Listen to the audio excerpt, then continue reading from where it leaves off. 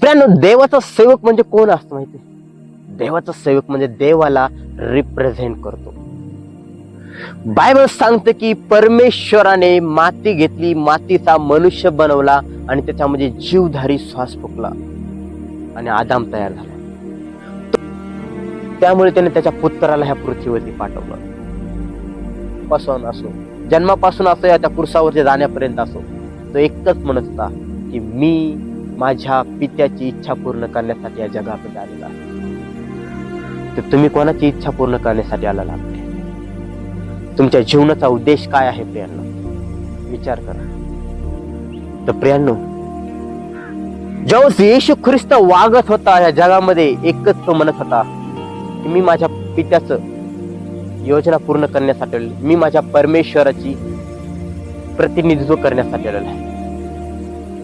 देवाचं राज्य बढाई करण्यामध्ये, फुशारकी मारण्यामध्ये नाही प्रियांनो.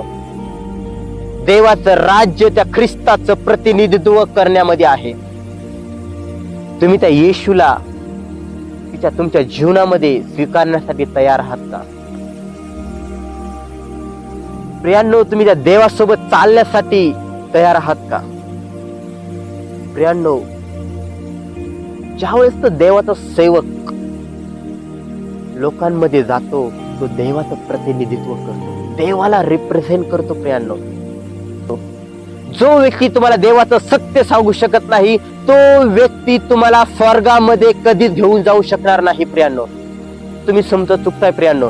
आणि मी जर तुम्हाला सांगत नाही की माझ्या भावा, माझ्या बहिणी, तू चुकत नाही, तू योग्य आहेस, मी त्याला चढ ढकल करतो,